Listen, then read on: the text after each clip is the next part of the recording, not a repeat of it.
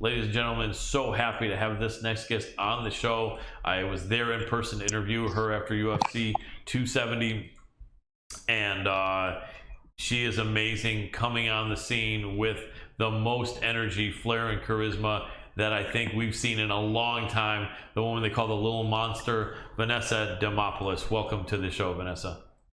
What's happening, everybody? All good, all good. Now, you online go also by your full name of Crystal Vanessa, although it looks like you're leaving Crystal out for the fighting career. Or what do you want to be called? Or is Crystal totally gone, or do you go by Crystal to some people? No. Yeah, Crystal, okay, so, my name is Vanessa, but, my first name is Crystal, so, but, it gets really confusing, so, people just call me Vanessa, and I accept. I like that. Well, you are awesome, and that was just an amazing night, and my mind is so exhausted from running around. It was 270 or 270? It was 270 UFC, wasn't it? It was 270, yeah. We just had 271. Right, so. Yep, that's what I thought, yep. And that was amazing, and that was over in Anaheim, California. Tell us where you're from, and have you ever spent much time in California, and how did you like it? Yeah, so I lived here in LA for about 3 years, but I'm from Cleveland, Ohio, and I'm currently fighting out of Phoenix, Arizona. So I've kind of been a little bit around. Yeah, I like that. A little bit. Love the Midwest people. Both myself and my senior producer are Midwesterners. I'm from Michigan, and Adam is from Iowa, and then later Missouri. So love to hear, even though Ohio, we had a little bit of a sports rivalry, right, with Michigan and Ohio State, but Cleveland, I've always loved Cleveland, especially Detroit Lions and Cleveland Browns have had a similar sort of a fate. You guys, at least once in a while, are on the verge of being really good. The Lions are never quite on the verge, but and then look what we had here. Matthew Stafford, the man that I cheered for 10 years with the Lions, and he ends up being on the Rams. And I know some people that know him and some people that are working some business deals with him, and they asked me to please cheer for him, and it was tough. I watched the game alone. For the most part, my girlfriend checked in on it a couple times, but I'm watching it and I'm feeling bittersweet feelings. And then finally, when it came down to the end, I said, okay, I'm going to pretend it's back when Matthew was on our team. And I started cheering. I started going, come on, Matthew. Come on, Matthew. Razzle dazzle him. Come on. And he it's like he heard me. And he just started marching down to win that final game. And it was cool. For a brief minute, I was super happy. And then I realized it wasn't with my team. But he's a good dude. He was there in Detroit. People liked him because he wasn't one of these prima donna quarterbacks. He would go in there and he would get hit. He would get smashed. And he would get back up and say, hey, I'm here playing football. Don't cry for me. Let's go and jump in another play. So he was a rugged guy. I'm sure you could understand as a fighter. He was a guy that didn't mind getting hit, and he wouldn't always just slide like some quarterbacks. So he's a stud, and he won, and it's cool. I still hope my Detroit Lions get there because I was cheering for that Rams for 8 minutes just because of him in that game. And now I'm back to my Lions. But Cleveland's tough. Were you always a Cleveland fan? Were you a fan of the Browns? Were you cheering for LeBron? What's your history with Cleveland sports? It's my born right to be a Cleveland fan, so I'm a diehard. It is what it is. But it's okay, so I really don't watch a lot of sports, okay. So it's not one of those. But it's if I'm a cheer, I'm cheering for Cleveland. Yes. Let's go, Absolutely. I like that. Yes. We're loyal fans in the Midwest. No matter where we move, we've got our team, right? Absolutely, man. Yes. Absolutely. And those teams have built Cleveland recently, too. So it's been really, really awesome to see the come up. Yeah, absolutely. So let's talk about you. You came into UFC 270. You were amazing in the weigh-in. You not only did that incredible when you took off your sweatshirt, that hair flip was super awesome. Even the ring card girls, even the ring card girls were looking impressed when you did that. How they stand in the back. And then you did the splits, and you're all excited and all happy. And like I told you when I talked to you in the post-fight press conference, I said, man, I hope this girl wins as much as she's hyped up and fired up, And I'm sure that you wanted to win, but I don't think you felt any more pressure. I think you were just being yourself and having a lot of fun. Or did you feel pressure because of how charismatic and how energetic you were being and what a splash you were making, did you feel like, oh crap, I better damn well win this? No, I didn't feel pressure. And yeah, I was just totally being myself, you know? So that's like, I love the light, you know, like I love the spotlight, like give it to me, you know, like if you're shy, I got you, man. I'm here for that.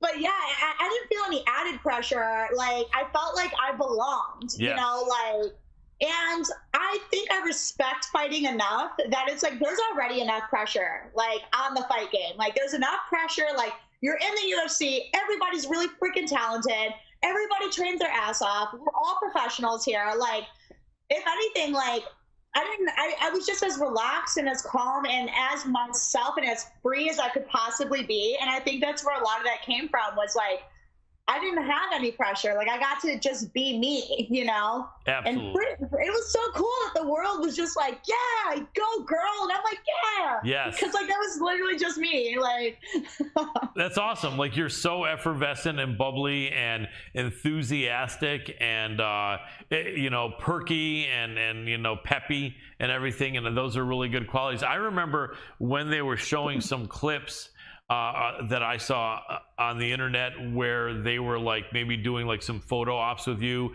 It must have been after you won, I think, although I can't tell. And then you had the flag in your hands around your back. Was that before or after you won? That was after. That was definitely after. Okay. I was like, oh, I'm just so excited. It was great because you were so excited that you had the flag and you were so excited it looks like you had wings that you were flapping with the flag. I said, this is amazing. This girl has got wings and she's flapping them. And I'm like, it was so cool. Well, yeah, it's man. Like it felt like I just like I can't even explain like how freaking awesome it felt, because it's like, you know, like it's like the most exciting thing in the whole entire world. And I'm like, I felt like a child, you know, that like, man, like I got to do the coolest thing ever. And I don't know. I was just really excited. I'm still really excited. Yeah. And I feel like everybody feels like this, but like I wish I could like explode with how dope I like felt and still feel, you know, like if I could like physically explode, like that would probably do justice to the emotions. That's, you know? I believe it. That's awesome. A great statement. Also, one of our fans who's a big boxing fan, we actually had a top 10 boxing contender on in our first segment. And so we have one of our boxers who's staying with us, watching, one of our boxing fans. And he's normally a little bit hard on MMA. He hasn't really made that crossover, but he's just made a couple of great comments about you. He said, finally a sexy woman in MMA. And then he also said she has too much charisma for MMA. So, what would be the suggestion to take my charisma to? You know, like I think, well, he loves boxing. He loves boxing, so I think he'd rather see you there. But Run DMG, thank you for the credit for Vanessa. We're glad you like her. She's amazing. She's going to stay in MMA. She appreciates you, and I think we're going to have people like her that will make MMA more exciting. And speaking of which, with all this energy and charisma that you have, were there some people that you looked up to that were kind of like you, either on the men's side or the women's side of MMA? Man, so I've gotten to have so many amazing moments in my career before that fight and after that fight. And I always really like looked up to Dustin Poirier. Nice. And I like got to meet him because he came to Arizona to do the Bellator fights, right? And I just like walked up to him and I was like, hey, what's up? How are you? Like, I fought over the weekend in UFC, and he was like, oh yeah? And obviously you have to realize, like, I had like all of my makeup on. Like, I definitely had my stripper makeup on, right? Like, for sure. Right. And he was like, oh, really? He's like, I watched that card. I was like, yeah, that crazy girl that jumped into Joe Rogan's arms, yes. Like, that was me. And, you know, he just gave me so much acknowledgement. And he was like, hey, like, I read a few articles on you. And, like, that was just so fucking cool to me, you know, that it's like, I looked up to him for so many reasons. Like, I think that he's just such a skilled fighter. Yes. And, you know, like all of the things that he's accomplished and the way that he's done it, like he's a very charismatic guy as well, like all his charities and stuff. Definitely. So like, that was really fucking cool, man, to like get that praise from someone who I thought would have no idea who I was. And like, he knew exactly who I was. And like, that was so cool, man. Definitely. Yeah, dude. And I feel like I've known Anderson Silva for a long time, and like just a lot of different people in the fight game, you know, and like they've all been watching me rise. So like to be able to have that moment and like just like be able to celebrate it with, I know people that were celebrating for me behind the scenes, like, man, that's so cool. Absolutely. No, it looks like you really appreciated it and had fun. One of the things our guy said, the boxing fan, is he could actually see you killing it in WWE. And, you know, I know that like Ronda Rousey went there. Some of her friends went there. Shayna Baszler, some of the couple of the other girls. Is that something that could be viable like after an MMA career for you? I know that Ronda was like smaller than a lot of those girls in WWE, so you would be really smaller, but then you're a real fighter, so you'd have that going for you, right? Could you see something like that, like 10 years from now or something, or whenever, 8 years, 4 years, 5, you know, whenever you feel your UFC career is done? Could you have fun doing that, you think? Small confession, I was actually going out for the WWE not too long ago, actually. I believe back in like 2016. I was training, I was getting ready for the auditions, and like, I mean, all of the gymnastics, I was like never in better shape than when I was training for that. And I've taken acting classes, modeling classes, like I've done all the things. And but they were looking for smaller females, and I was like, yeah, that's like, you. Let's go. Yeah. And that's me, sign me up. And then they ended up like not needing smaller females any longer. And I don't know what that reason was, but I'm so grateful because obviously like I love MMA so much. And I'm so grateful to be here in the UFC right now, but I would totally be in the WWE. Like, absolutely. Like, that looks like so much fun to me, you know? Very true. Very true. And it's definitely got its risk as well, but you're an athlete and you're down for it. And that could be cool maybe sometime in the future. So let's talk about you. So you have such a unique story, and you've told it a few times. You've been grinding for many years, and that I think is a reality, especially like for women's MMA. There are just not as many opportunities even still as there are for men.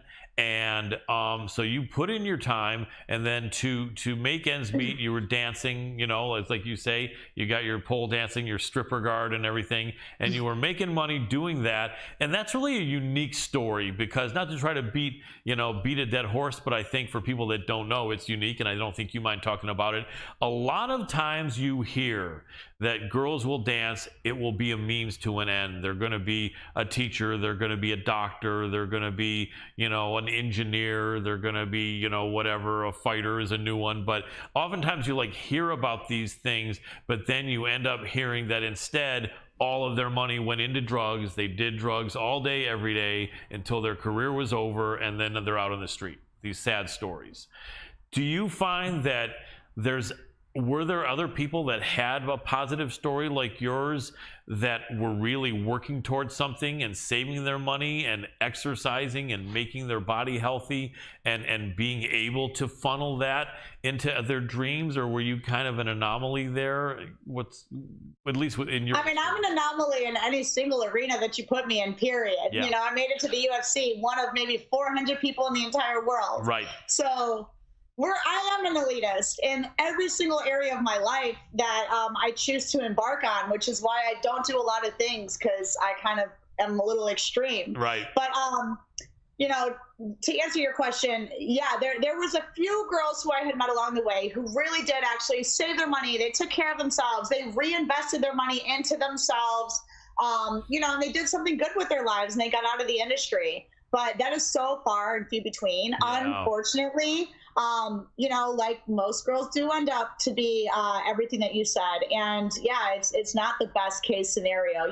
Like they end up having so much fun and you make so much money so fast and you literally get paid to party. Right. So it's kind of hard to put that lifestyle down. And I think for me, like I grew up in the industry. So my dad had like taught me how to hustle and really made sure that I had good values on the front end of my career. So like I was a sober stripper. Like I didn't drink alcohol. Like I still don't like drink. Like even when I'm celebrating, like I'm just crazy enough without it, you know? So like there's no need to for me. But I always had like fighting my priority, you know, and I didn't dance as much as I even wanted to. Like I wanted to be rolling in the cash, you know, and I made so much money that it was like, and I was so freaking tired all the time because training is not easy. And so like I'd work when I needed something to keep training. Like if you want to talk about, and any person who has like reconnected with me since I fought, like they keep digging into me the same thing where it's like, I was literally willing to do whatever it took, like whatever it took, like I would make the hardest decisions as long as fighting came first for me, you know? So yeah, dancing for me, I was like, I loved it. I was amazing at it. I'm still amazing at it. And I made so much money, but I definitely like prioritize investing in myself, whether that be my look, but mainly like my athletics, 100%. Absolutely. And you know, it's interesting because with the fact that you can't really have your hair flowing in MMA, you girls all have your hair just like tied back really tight. And it's funny because you see, you know, a girl tied back, hair tied back really tight, no makeup at all.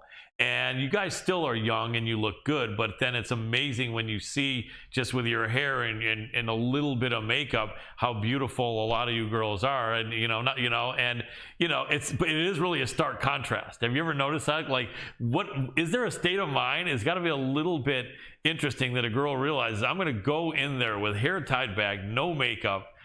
Some people aren't even going to recognize me, but I guess it's fighting. So you kind of almost, you get in that state of mind that this is kind of like the real face of being a warrior, and who gives a shit if anyone's thinking I'm looking sexy, or are you glad when you can meet some people and, you know, actually look like you normally look like right now?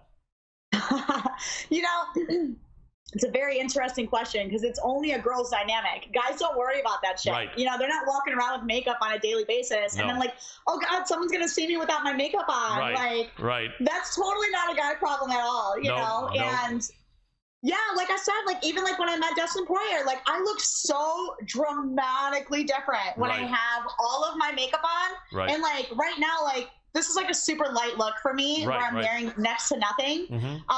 But man, like we transform, dude. Like we are shapeshifters for real. Like when it comes to us females and our makeup, you know, like, yeah, like look at the champ, you know, like Juliana, like she's freaking beautiful. And yeah, but it's definitely different when you walk in the ring, like no makeup, hair tied back, you know, like, and it's just raw, man. It's just freaking raw. It's primal. It's organic. Like there is no more basic human, like right principle. Like that is our, like we thrive to survive, you know? So like putting us in there and putting us in a position of danger, like, that's it, man. Like, and the world gets to watch us really going through those animalistic instincts. Like, it's fucking crazy, bro. Like, and it doesn't matter what you look like in there, dude. My face gets tore up usually when I fight. It's, I've been working on it, but it's like, that's a part of the game, man. Like, man, like we sign up to do something that so many people, including fighters, will never really accomplish truly. You know, to be in the type of wars that I've been in where my face is literally mangled, like most people would quit long before that happens, and especially someone who makes money off of what they look like, you know, like. And you are done, it looks like, officially a while back with the dancing, the stripping, right? So there isn't any more concern about getting your face scuffed up and looking good dancing. But back when you were grinding, that must have been kind of a real issue, right? Were there times where you got a little bit cut up or chapped up and put a little extra makeup on for dance, or did that never really happen? Man, let me tell you what an expert I am at doing makeup around black eyes and stitches, okay? Nice. I can imagine. I'm literally the best at it. Like, absolutely. Like, I mean, like there's like a Hollywood and then there's like Little Monster down here. Like, nice. You definitely knew what to do after a lot of experience, huh? For sure, for sure. How far now? The dancing is what, a year in your rear view mirror, or 2 years in your rear view mirror? Oh, no. I just quit dancing right before, during this fight camp. Wow. Yep. So like what, 5 months? 5 months or something like that. 4. No. We're talking like, oh my gosh. Okay, so it's been about a month since I fought, and I quit dancing like about a little bit over a month before I fought. Nice. So yeah, we're talking like 2 months. 2 months in my rear view. Gotcha. So you got one of the fight of the night bonuses, which was so awesome. I mean, in all honesty, as happy as you were, as sweet and cute and perky and effervescent as you were, when I heard the bonus and I saw your name there, I was like, fuck yeah. I just was like, because I don't know you that well. We're not like long-term buddies, but you just seem so sweet. And you did surprise me by giving me a hug in the post-fight press conference. I got to tell you, that was so cool. Thank you. That was so cool. But so I said to myself, man, I just hope that awesome little chick gets a big bonus, and you did. And I was just thinking, man, when you heard you got that, did you like jump up in the air, or what did you do? Oh man, I fucking collapsed crying, bro. I bet. Oh my gosh, my manager Jason House called me, dude, and like as soon as he called me, bro, because like, dude, I wrote it everywhere, man. Like I really, really wanted that, but then I saw how amazing all the fighters were on that card, and I'm just like, fuck, man. Like dude, what a cool card, but fuck. Yeah. So and I even texted Jason too, like beforehand. I was like, bro, do you think we got it? And he's like, I don't know. He's like, there's a lot of good stuff happening. Dude, when he called me, man, I just answered the phone and I just hit the ground and I just started sobbing. Nice. Like, yeah, that is life changing right there. Yeah. That is life changing right there. So because all that hard work, but a lot of people don't know that when you're getting your first your first UFC fight, they're not usually dropping the cash on you like when you're a champion. So that, you had some greenbacks coming in, but to have that bonus, like all of a sudden, like, various little worries that you probably had to have about, okay, when I pay this out, I got a little bit of green left for like a month maybe, or 2 months. And all of a sudden it's like, no, I think we're probably good for several months, if not longer than that. And so that must have been an awesome feeling, and that's cool that you really appreciated that. And it's kind of like you good karma'd through your way through UFC 270. Having been in traditional martial arts as I was before, training in Brazilian Jiu-Jitsu and Muay Thai myself, I remember in Chinese style it was your chi. In Japanese style, it was your ki. In Hawaii, they would call it mana. And you were like focusing it so powerfully forward. Your chi and your ki and your mana, and you were just like putting it so forward in such a positive, strong way that like literally it's like it just attracted all this good stuff to you. And there's something to that. I'm sure you know that too. And it's not that easy because it takes a truckload of energy. But like, yeah, what you pulled out of yourself, it was like such an example of belief and excitement and conquering fear, because in reality everyone's probably a little bit afraid of going in there and having your face smashed in and knocked unconscious and and everything like that. But like it just seems like you plugged in to everything positive. I mean, is that like, can you do that every fight? I mean, can you I imagine you can, but have you always done that? Were you even able to do that in these smaller promotions when you're fighting for $1,000 or $500 or whatever? Or was this especially easier since you were fighting in the UFC? I have always given respect to the chi, the mantras, mental strength, mental fortitude. And I think that's why I've been able to fight in the manner that I fight. Like, there is literally zero freaking quit in me. There is zero quit in me. And that exists in every single arena that I walk into. That's why I can be such a diversified person. Like, I'm an author, I'm a dancer, I'm a fighter, I'm a really awesome friend, and like, I don't define myself by the things that I accomplish more so than who I am as a person.